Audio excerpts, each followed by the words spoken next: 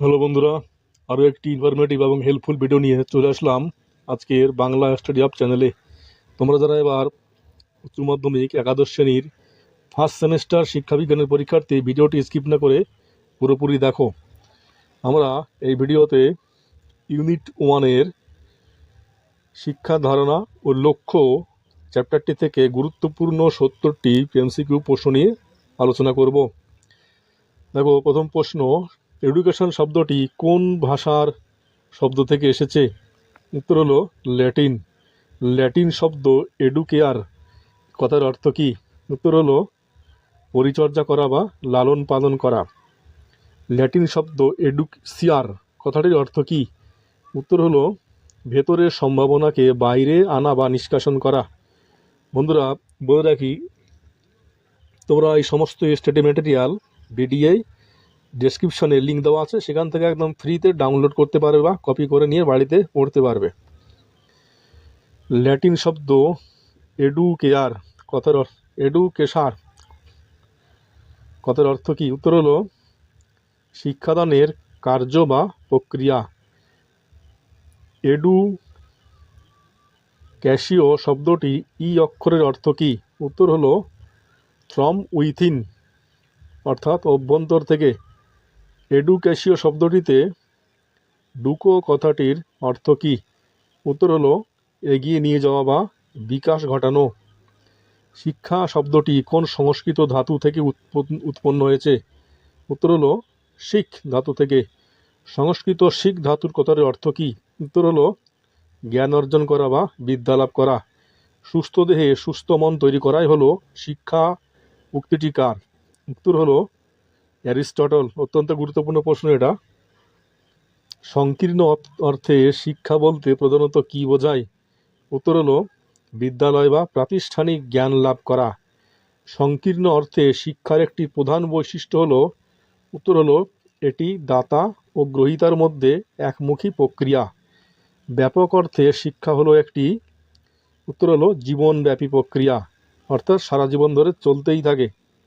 ব্যাপক অর্থে শিক্ষা কখন শুরু হয় এবং কখন শেষ হয়? উত্তর হলো জন্ম মুহূর্ত শুরু এবং মৃত্যুর সঙ্গে এটা শেষ হয়। শিক্ষা হলো মানুষের অন্তর্নিহিত মহত্বের প্রকাশ। উক্তিটি কার? উত্তর হলো স্বামী বিবেকানন্দ। মহাত্মা গান্ধীর মতে শিক্ষা বলতে কী বোঝায়? উত্তর হলো শিশুর দেহ, মন ও আত্মার সর্বাঙ্গীন বিকাশ। শিক্ষা হলো বস্তুর উন্মোচন যা মানুষের প্রকৃতির মধ্যে আগে থেকেই বিদ্যমান। এটি কার উক্তি? উত্তর হলো ফ্রয়েবেলের উক্তি। সংকীর্ণ অর্থে শিক্ষার পাঠ্যক্রম কেমন হয়? সঠিক উত্তর হলো পূর্ব নির্ধারিত, তাত্ত্বিক ও স্থির। ব্যাপক অর্থে শিক্ষার লক্ষ্য কী? উত্তর হলো শিক্ষার্থীর ব্যক্তিত্বের সর্বাঙ্গীন বিকাশ ঘটানো। আধুনিক শিক্ষার জনক কাকে বলা হয়? উত্তর হলো রুসোকে। আধুনিক শিক্ষার প্রধান ধারণা বা দৃষ্টিভঙ্গিটি কীরূপ? উত্তর হলো শিশু কেন্দ্রিক বা শিক্ষার্থী কেন্দ্রিক। শিক্ষা হলো অভিজ্ঞতার ক্রমাগত পুনর্গঠন। উক্তিটি কার? উক্ত হলো জন ডিউই। এই প্রশ্নগুলো তোমাদেরকে খুব ভালোভাবে মনে রাখতে হবে, কোনটা কার উক্তি। এই বিষয় থেকে প্রায় 4 থেকে 5টা কোশ্চেন আসে প্রতি বছর। ঋষি অরবিন্দের মতে শিক্ষার প্রকৃত উদ্দেশ্য কী?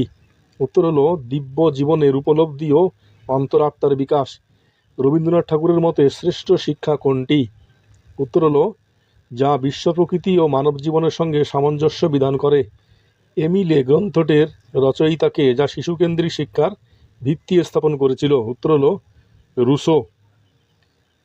শিক্ষার ব্যক্তিতান্ত্রিক লক্ষ্যের মূল বক্তব্য কী?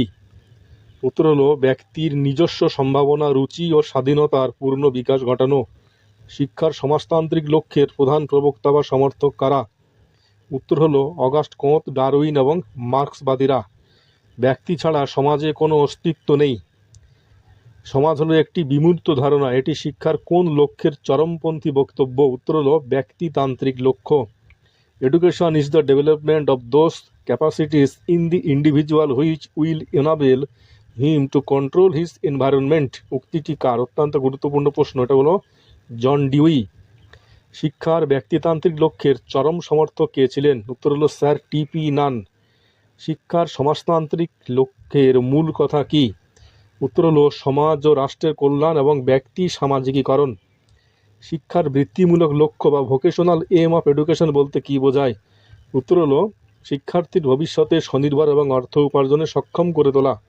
শিক্ষার বৃত্তিমূলক লক্ষ্যকে অন্য কী নামে ডাকা হয়?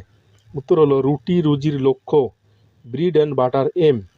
গণতান্ত্রিক দেশে শিক্ষার একটি অন্যতম লক্ষ্য হলো উত্তর হলো যোগ্য, সচেতন এবং দায়িত্বশীল নাগরিক তৈরি করা। শিক্ষার প্রয়োজনীয়তা কেন রয়েছে? উত্তর হলো উপরের সবকটি ঠিক। দেখো উপরে কি কি দেওয়া আছে।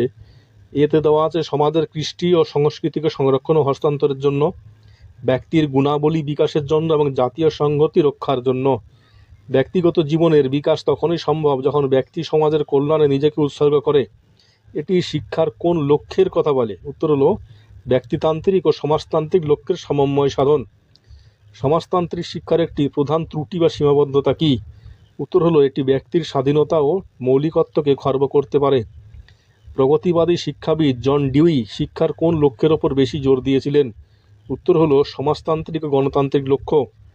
পূর্ণাঙ্গ জীবনযাপনের প্রস্তুতি হলো শিক্ষা, উক্তিটি কার? উত্তর হলো হারবার্ট স্পেন্সার। শিক্ষার কটি মূল উপাদান বা খুঁটি রয়েছে? দেখো এগুলো প্রশ্নগুলো অত্যন্ত গুরুত্বপূর্ণ।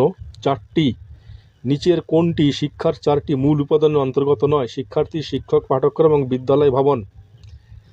বিদ্যালয় ভবন নির্মাণকারী ঠিকাদার, এটা শিক্ষার মূল উপাদান নয়। আধুনিক শিক্ষা ব্যবস্থার প্রধান বা কেন্দ্রীয় উপাদান কোনটি?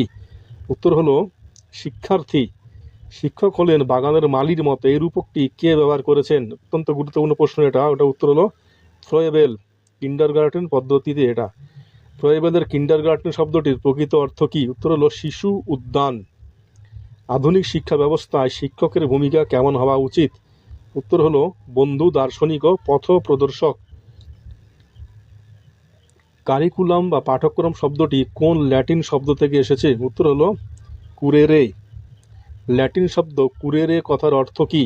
এটা বিগত বছরের প্রশ্ন, দেখো অত্যন্ত গুরুত্বপূর্ণ। ডিগ্রি, দৌড়ের পথ বা রেস কোর্স। সংকীর্ণ অর্থে পাঠ্যক্রম বলতে কী বোঝায়? উত্তর হলো বছরের শেষে পরীক্ষায় পাশ করার জন্য নির্দিষ্ট কিছু বিষয়ের তালিকা। ব্যাপক বা আধুনিক অর্থে পাঠ্যক্রম বলতে কী বোঝায়? উত্তর হলো বিদ্যালয় এবং বিদ্যালয়ের বাইরে শিক্ষার্থীর লাভ করা সমস্ত ধরনের পরিকল্পিত অভিজ্ঞতা। শিক্ষার চতুর্থ উপাদান অর্থাৎ পরিবেশকে প্রধানত কয়টি ভাগে ভাগ করা যায়? উত্তর হলো 2 ভাগে, প্রাকৃতিক ও সামাজিক পরিবেশ। শিশুর জীবনের প্রথম সামাজিক পরিবেশ বা অনিয়ন্ত্রিত শিক্ষার প্রধান মাধ্যম কোনটি? এটা বিগত বছরের প্রশ্ন। উত্তর হলো পরিবার বা ফ্যামিলি। সহ পাঠক্রমিক কার্যাবলী বা কো কারিকুলাম অ্যাক্টিভিটিস বলতে কী বোঝায়? উত্তর হলো পড়াশোনার পাশাপাশি শিক্ষার্থীর মানসিক ও শারীরিক বিকাশের জন্য খেলাধুলো, নাটক, বিতর্ক, অঙ্কন ইত্যাদি চর্চা। আধুনিক পাঠ্যক্রমের একটি প্রধান বৈশিষ্ট্য হলো এটি হতে হবে। উত্তর হলো গতিশীল ও নমনীয়।